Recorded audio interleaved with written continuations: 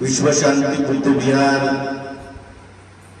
पौर्णिमा नगरामध्ये ज्यांचा वर्षावास काल समापन झालेला आहे। आपल्या बाजूला असलेल्या तथागत नगरामध्ये बुद्ध विहाराचं बांधकाम करत बर्मी पॅगोडा सारखं विहार निर्माण करत तिथेही धम्मदेशना दिलेले आहेत आणि आपल्या पाली नगरामध्ये विहाराचा विकास करत धम्मदेशना दिलेले आहेत। आज या विहाराचा 3रा वर्धापन दिन आहे आणि त्यासोबत ग्रंथ धम्मदेशनेच्या या सांगता समारंभाच्या प्रसंगी उपस्थित आदरणीय भिक्खू विनयप्रियजी महाथेरो, भिक्खू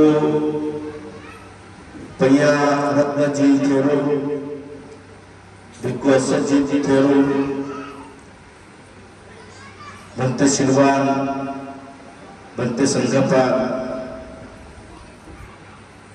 भंते पय्या मोद, आर्या चारुशिलाजी, आर्यशिलाजी आणि सर्व या पाली नगरातील आणि विविध भागातून आलेले सर्व श्रद्धावान बौद्ध उपासक उपासिका बालक तथा बालिकांना आपल्या नगराचं नाव पाली नगर आहे आणि पालीचा अर्थ आपल्याला माहिती आहे की नाही मला कल्पना नाही आहे, परंतु पालीची एक व्याख्या आहे। पाली भाषा जी आहे त्या पाली भाषेची एक व्याख्या आहे। तसं संक्षिप्तपणाने पाली म्हणजे बुद्धवचन होते। पाली म्हणजे बुद्धवचन आणि पालीची एक व्याख्या आहे पालेती रखती ती पाली, म्हणजे जी पालन करते आणि रक्षण करते तिला पाली म्हटलेलं आहे। मग आपल्याला प्रश्न पडतो की पाली कशाचं रक्षण करते आणि कशाचं म्हणजे रक्षण करते आणि पालन करते। मग आपण पाली म्हणजे बुद्धवचन आणि बुद्धवचनाचं रक्षण या पाली शब्दातून आपल्याला पाहायला मिळते आहे। आणि म्हणून आपण सदैव जसं आपल्या नगराचं नाव पाली आहे म्हणजे पाली म्हणजे बुद्धवचन आणि पालीची व्याख्या मी सांगितली आहे की पालेती रखती ती पाली, जी बुद्धवचनाचं पालन करते आणि रक्षण करते। आपण या वर्षावासाच्या कालावधीमध्ये मला असं वाटतं की आपण दैनंदिन जीवनामध्ये भंतेने सांगितलं की सातत्याने वर्षभर विहारामध्ये खंड न होता आपण जे विहारामध्ये येतात या विहारामध्ये येण्याने आपण बुद्धवचनाचं रक्षण केलेलं आहे आणि बुद्धवचनाच्या रक्षणासोबतच आपण बुद्धवचनाचं पालनही केलेलं आहे। आणि म्हणून या आचरणाला या संवर्धनाला आपण उत्तरोत्तर अशा पद्धतीने जे कार्य करत आहात ही गोष्ट अतिशय महत्त्वाची आहे। आता बुद्धवचनामध्ये काय आहे बरं? बुद्धवचनामध्ये त्रिपिटक आहे, सूतपिटक आहे। त्या सूतपिटकामध्ये काही ग्रंथ आहेत, दीघनिकाय आहे, मध्यम निकाय आहे, संयुक्त निकाय आहे, अंगुत्तर निकाय आहे, खुदक निकाय आहे। या खुदक निकायामध्ये आणखी 15 ग्रंथ आहेत। खुदक पाठ आहे, धम्मपद आहे, उदान आहे, इतिउत्तक आहे, विमान वस्तू आहे, पेट वस्तू आहे, थेर गाथा आहे, थेरी गाथा आहे, जातक आहे, निंदेस आहे, पटी संहिता मग आहे, अपदान आहे, बुद्धवंश आहे, चर्या कीर्तन आहे. हे 15 ग्रंथ आहेत. विनयपीठकामध्ये विनयपीठक आहे, चुलवक आहे, महावग्ग आहे, पाचित्य आहे, परिवार आहे आणि अभिधम्माचे 7 ग्रंथ आहेत. धम्मसंगणी, फुगलपयती, कथावतू, यमक, पठाण हे जे ग्रंथ आहेत हे मिळून सारं त्रिपिटक तयार होतं. आणि या संपूर्ण त्रिपिटकाला पाली असं म्हटलेलं आहे. पाली म्हणजे बुद्ध वचन म्हटलेलं आहे. या सर्व त्रिपिटकाचं अध्ययन आपण करताना म्हणजे आपल्या नगराची एक मी जबाबदारी सांगतो आहे की या बुद्ध वचनाचा आपण पाठ करताना किंवा या त्रिपिटकाचं संगायन जे झालेलं आहे त्या अनुषंगाने आपण आपल्यावरची जी जबाबदारी आहे आपण जे पालन करतो आहे, रक्षण करतो आहे, तर या संबंध बुद्ध वचनांचं आपल्याला रक्षण करायचं आहे, संवर्धन करायचं आहे आणि त्यासाठी भिक्खूंचं मार्गदर्शन मला वाटतं अत्यंत महत्वाचं. या वर्षावासाच्या कालावधीमध्ये आपण संघदान केलेलं आहे आणि संघदानाला सुद्धा अतिशय महत्वाचं स्थान आहे. बुद्ध भगवंताच्या काळामध्ये एकदाचा प्रसंग आहे. एकदा आनंद नावाचा बौद्ध भिक्षू हा कौशांबीमध्ये गेला भिक्खू संघाच्या समवेत. आणि कौशांबीमध्ये गेल्यानंतर राजा उदयन त्या ठिकाणी राहणार होता. राजा उदयनाच्या काही राण्या पण होत्या. राजा उदयन आपल्या बगीच्यामध्ये फेरफटका आपल्या राण्यांसोबत सकाळी सकाळी फेरफटका मारत होते. तेवढ्यामध्ये आनंद नावाचा बौद्ध भिक्खू आणि भिक्खू संघ त्या उद्यानाच्या बाजूला एका उद्यानाच्या बाजूला भोजन करत होते आणि भोजन करून तिथे विश्रांतीसाठी थोडा वेळ थांबत होते. अशा वेळेला राण्यांना कळालं, राजा उदयनांच्या राण्यांना कळालं की आपण इथे बाजूला भिक्खू संघ आलेला आहे. राजाची संमती घेऊन आपण भिक्खू संघाच्या दर्शनाला जावं असं त्या राजांनी ठरवलं.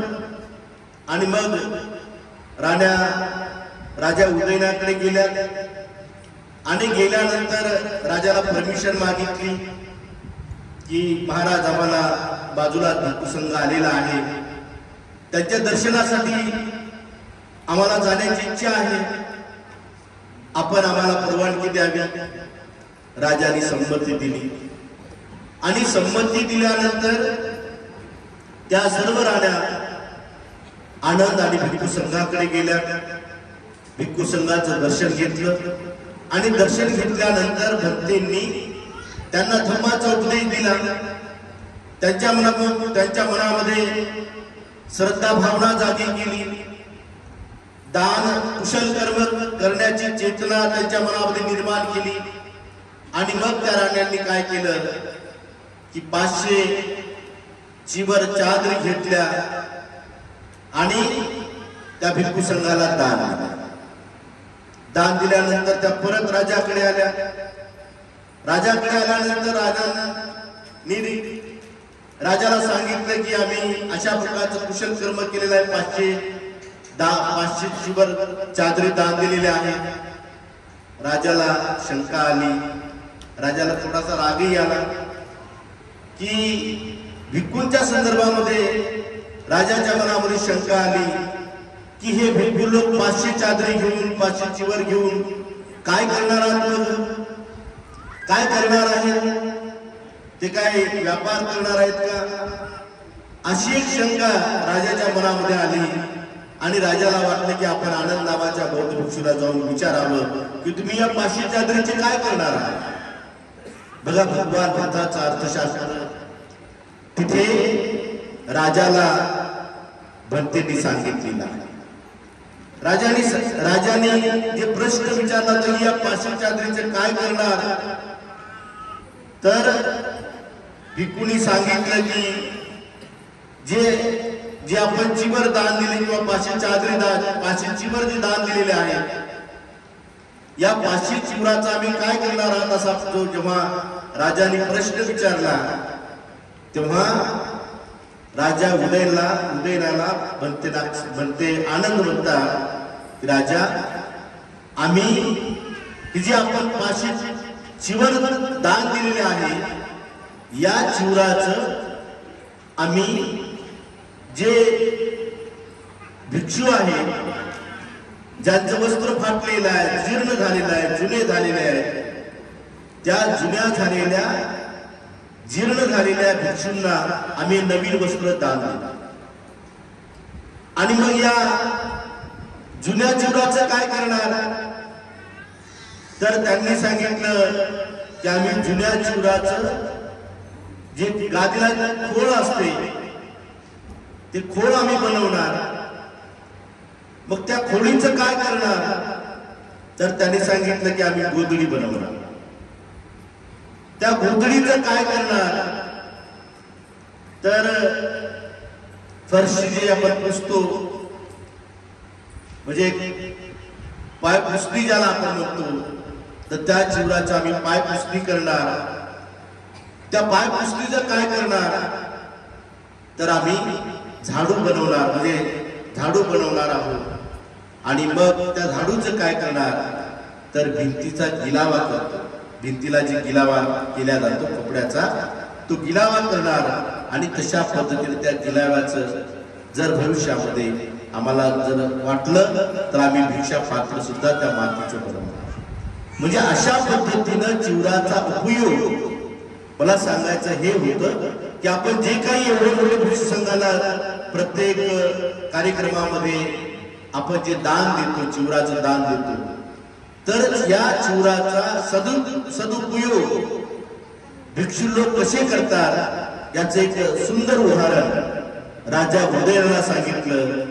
राजा उदयन सुद्धा प्रभावित झाला आणि प्रभावित होऊन त्यांनी परत मग 1000 चिवर घेऊन आला आणि 1000 चिवराचं दान त्या राजा उदयनाने भिक्खू संघाला दिलं.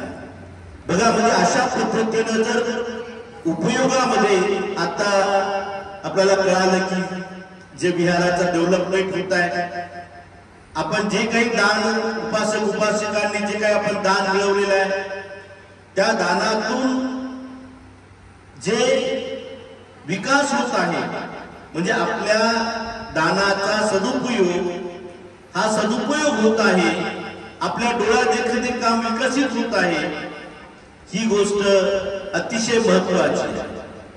मला दुसरा एक असा प्रश्न पडला, आता भंतेजी बोलत होते,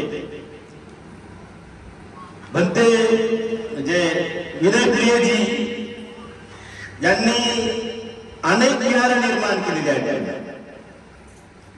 माझ्या माहितीप्रमाणे अनेक विहार पूर्ण केलेले आहेत, अनेक विहारांमध्ये मूर्त्या दान दिलेल्या आहेत. आणि आता एक तथागत नगरचं बुद्धविहाराचं बांधकाम सुरू आहे. गेल्या वर्षी आम्ही एका गावी उद्घाटनाला गेलो होतो, त्या विहाराचं उद्घाटन केलं. आता या विहाराचं काम बांधकाम सुरू आहे आणि त्यालाही खूप मोठा खर्च आहे तथागत नगरच्या विहारामध्ये.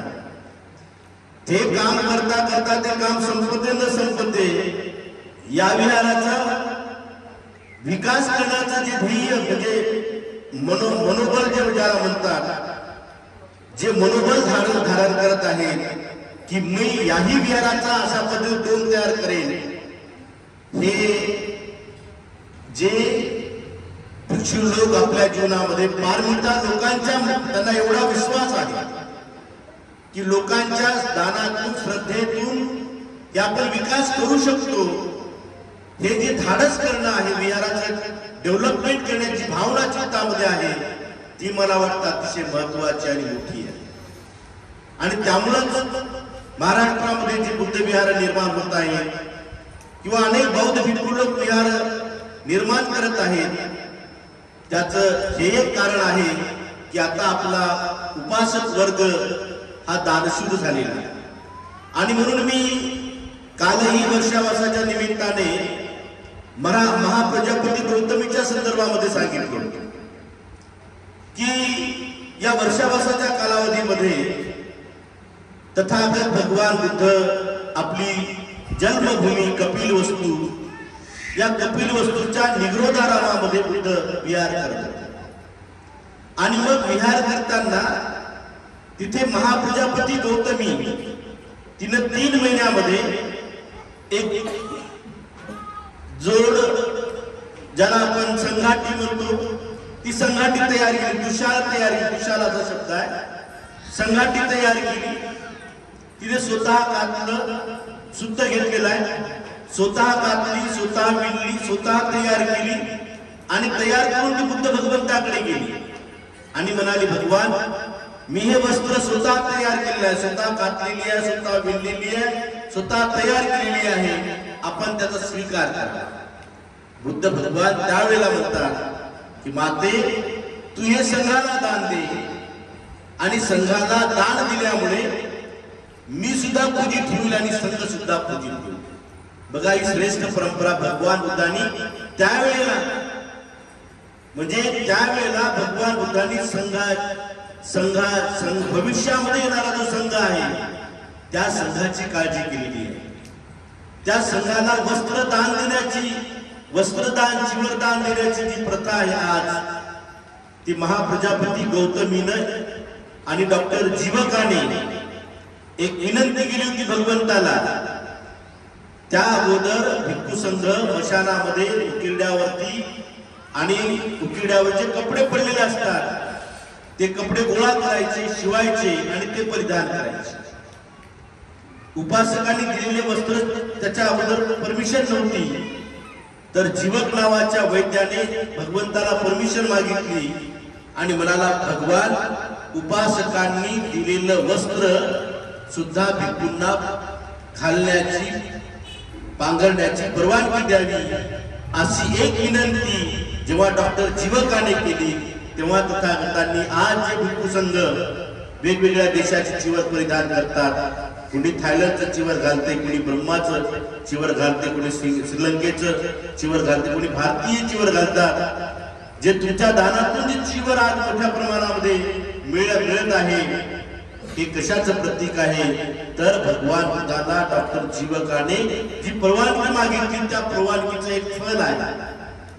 आणि म्हणून महाप्रजापती गौतमीनं अशा पद्धतीनं म्हटलं होतं की भगवान मी स्वतः कातलेला आहे, स्वतः विणलेला आहे, स्वतः तयार केलेला आहे, आपण त्या स्वीकार करावा. दुसऱ्यांदा आणि तिसऱ्यांदा सुद्धा महाप्रजापती विनंती करते आणि दुसऱ्यांदा आणि तिसऱ्यांदा सुद्धा बुद्ध भगवान मातेला, त्याच मातेला असं म्हणतात की नाही माते, तू हे संघाला दान दे आणि संघाला दान दिल्यामुळे मी सुद्धा पूजित होईल आणि संघ सुद्धा पूजित होईल. बघा, आणि त्या संघवंदनेमध्ये आपण पाहतो की बुद्धाची सुद्धा 9 गुण आहे आणि संघवंदनेमध्ये सुद्धा 9 गुण आहे. म्हणजे संघ जेव्हा आम्ही बसतो, आम्ही हा जो संघ बसलेला आहे, भिक्खू भिक्खुनी संघ बसलेला आहे, याच्यामध्ये हे संघ आहे, संघ निर्माण झालेला आहे आणि या संघामध्ये कोणी मोठा नाही, छोटा नाही आहे. आणि म्हणून अशा पद्धतीनं संघाला दिलेलं दान एक महान फलदायक म्हटलेलं आहे. व्यक्तीला दान देण्यापेक्षा संघाला दान देणं श्रेष्ठ मानलेलं आहे. सांघिक स्वरूपामध्ये दान दिलं जे आहे त्याला अतिशय महान म्हटलेलं आहे. आणि म्हणून अशा पद्धतीनं संघाला दान देण्याची प्रथा भगवान बुद्धाच्या काळापासून अनेक प्रसंगी आपण पाहतो की आज संपूर्ण देशामध्ये, विदेशामध्ये, म्हणजे संपूर्ण जगामध्ये आश्विन पौर्णिमापासून तर कार्तिक पौर्णिमेपर्यंत या संपूर्ण 1 महिनाभर केवळ संघदानाचेच कार्यक्रम होतात. मग ते संघदानामध्ये चिवरदान असेल, भोजनदान असेल, जे काही दान दिलं जातं हे संघदानाचे 1 महिनाभर, 3 महिने जसा आपण वर्षावास करतो त्याचं एक फलनिष्पत्ती म्हणून उपासकांना काय शिकवता आलं, तर भिक्खू काय शिकवतात उपासकांना? श्रद्धा शिकवतात, श्रद्धेमध्ये पुष्ट करतात, श्रद्धा त्यांची परिपक्व करतात, अंधश्रद्धा लोकांच्या मनातून काढून टाकतात. जुन्या रूढी आणि परंपरेचं वागणं सोडून द्यायला सांगतात, कायेचे अकुशल कर्म करायला सोडून सांगायला सांगतात, वाचेचे अकुशल कर्म सोडून द्यायला सांगतात, मनाचे अकुशल धर्म सोडून द्यायला सांगतात, माणसाला उपासकांना उपासिकेंना श्रद्धेमध्ये प्रतिष्ठित करतात। जेव्हा श्रद्धा परिपक्व होते तेव्हा ती श्रद्धा माणसाला आनंद देते आणि महत्वाकांक्षा सुद्धा शिकवते। आणि म्हणून आनंद आणि महत्वाकांक्षा जशी शिकवल्या जाते, जेव्हा आपण श्रद्धावान बनतो तेव्हा आपल्या मनामध्ये श्रद्धा बीजाचं रोपण केलं जातं आणि या श्रद्धा रूपी बीजातून आपण कुशल कर्म करायला लागतो, आपण पुण्य कर्म करायला लागतो, आपण दान कर्म करायला लागतो आणि हे एक श्रद्धेचं लक्षण आहे। आणि म्हणून आपण बौद्ध साहित्याचा वाङ्मयाचा जर आपण अभ्यास केला तर एक गोष्ट लक्षात येते की जेव्हा श्रद्धा ही आपल्याला महत्वाकांक्षा शिकवते तर महत्वाकांक्षेच्या संदर्भामध्ये आपण पाहतो की अनेक वेळेला महत्वाकांक्षेच्या संदर्भामध्ये जसं एक व्यक्ती नदीच्या काठी थांबलेला आहे आणि पोहत पलीकडच्या तीरावरती जातो, तसं आपण बौद्ध धर्मामध्ये ज्या ज्या बौद्ध उपासकांनी दान कर्म केलेलं आहे, पुण्य कर्म केलेलं आहे, त्या त्या लोकांच्या मनामध्ये महत्वाकांक्षा निर्माण होते। आपण आणि महत्वाकांक्षा निर्माण होऊन बोधिसत्वाचा जो गुणधर्म आहे तो बोधिसत्वाचे गुणधर्म विकसित करत करत आपण आपल्या जीवनामध्ये श्रद्धेचं बीजारोपण करतो। बौद्ध भिक्षू आणखी काय शिकवतात तर शिलामध्ये प्रतिष्ठित व्हायला सांगतात, शील पालन करायला सांगतात, शिलामध्ये पुष्ट व्हायला सांगतात, त्याग करायला सांगतात, त्यागामध्ये पुष्ट करायला सांगतात आणि प्रज्ञा आपली विकसित करतात, प्रज्ञान विकसित करतात। म्हणजे आपल्याला श्रद्धा शिकवतात, शील शिकवतात, दान त्याग भावना शिकवतात आणि प्रज्ञा शिकवतात, प्रज्ञामध्ये आपल्याला पुष्ट करतात। हे पुष्ट करणं म्हणजे बौद्ध धर्माचा विकास करणं। जर आपण या चार गोष्टीमध्ये आपण परिपक्व झालो, आपण श्रद्धेमध्ये परिपक्व झालो, शीलामध्ये परिपक्व झालो, आपण दानामध्ये त्यागामध्ये परिपक्व झालो आणि प्रज्ञेमध्ये जर आपण परिपक्व झालो तर आपण खऱ्या अर्थाने आपल्या चित्तामध्ये मनामध्ये धम्म रुजवण्याचं काम आपण करतो आणि धम्म वाढत असतो, तो अशा पद्धतीनेच वाढत असतो। आणि म्हणून सदैव ही गोष्ट आपण ध्यानामध्ये मनामध्ये ठेवली पाहिजे। या त्याच वेळेला महाप्रजापती गौतमीला आनंद नावाचा बौद्ध भिक्षू महाप्रजापती गौतमीचे गुण गातात। आनंद जेव्हा चिवरदानाचा प्रसंग येतो, ती दुशाल तयार कर दानाची प्रसंग जेव्हा येतो तेव्हा आनंद नावाच्या बौद्ध भिक्षूला असं वाटतं की तथागताने ती दुशाल स्वीकारावी, म्हणून आनंद नावाचा बौद्ध भिक्षू भगवंताला विनंती करतो आणि भगवंताला महाप्रजापती गौतमीचं गुणगान गातो, म्हणतो भगवान ही महामाया ही महाप्रजापती गौतमी आहे, ज्या मातेनं तुम्हाला दूध पाजलेलं आहे। महामाया देवीचं देहावसन झाल्यानंतर तुम्हाचं पालन पोषण करणारी ही माता आहे। ती माता आज बुद्ध धम्म आणि संघाला शरण गेलेली आहे। म्हणजे प्रजापती गौतमी ही बुद्ध धम्म संघाला शरण गेलेली आहे। ती श्रद्धावान आहे, ती शिलामध्ये प्रतिष्ठित आहे, ती हिंसा करत नाही, चोरी करत नाही, अनितीचं वर्तन करत नाही, खोटं बोलत नाही, चहाडी करत नाही किंवा दारू गांजा इतर मादक पदार्थांचं सेवन करत नाही आहे। ती शिलामध्ये प्रतिष्ठित झालेली आहे। भगवान महाप्रजापती गौतमी शिलामध्ये सुद्धा प्रतिष्ठित झालेली आहे, चार आर्य सत्यामध्ये प्रतिष्ठित झालेली आहे। तिनं दुःख जाणलेलं आहे, दुःख समुदायाला जाणलेलं आहे, दुःख निरोधाला जाणलेलं आहे, दुःख निरोध गामिनी पटिपदा आर्य सत्याला तिने जाणलेलं आहे। आणि म्हणून भगवान महाप्रजापतीचं जे म्हणणं आहे ते आहे, तरी सुद्धा बुद्ध भगवान महाप्रजापती गौतमीचे हे सारे गुण गाताना आनंद नावाचा बौद्ध भिक्षू दानाच्या संदर्भामध्ये स्पष्ट करतात की दान कुणाला दिल्यानंतर महा फलदायक होते। दानाच्या संदर्भामध्ये बोलताना भंते आनंद म्हणतात की तथागतांना सम्यक ज्यांनी सम्यक संबोधी प्राप्त केली, जे तथागत आहेत, जे अनंत आहे, जीवन मुक्त आहे, अशांना दान देणं महान फलदायक असते. किंवा जे श्रोतापन्न आहेत आणि श्रोतापन्न मार्गावर चालणारा व्यक्ती आहे त्यांना दिलेलं दान महान फल प्राप्त आहे. सकदागामी व्यक्ती आणि सकदागामी मार्ग फलावर चालणाऱ्या व्यक्तीला दान देणं श्रेष्ठ आहे. अनागामीला दान देणं आणि अनागामी मार्गावर चालणाऱ्या व्यक्तीला दान देणं महाफलदायक आहे. म्हणजे श्रोतापन्न, सकतागामी, अनागामी आणि अनंत आणि त्या मार्गावर चालणाऱ्या व्यक्तीला दान देणं श्रेष्ठ आहे. शीलवान बौद्ध व्यक्ती असतात त्या शीलवंताला दान देणं महान फलदायक आहे. एवढंच नव्हे, अशा पद्धतीनं 14 प्रकारच्या व्यक्तींना दान देणं म्हणजे तिर्यक योनी जे आहे पशुपक्ष्यांना आपण जे दान देतो त्या पशुपक्ष्यांना दान देणं सुद्धा कितीतरी पटीनं एक कुशल कर्म आहे. अशा पद्धतीनं आपल्या चित्तामध्ये मनामध्ये दानाचं कर्म, दानाचं महत्व त्यावेळेला भिक्षू आनंदाने त्यावेळेला कथन केलेलं सांगितलेलं आहे.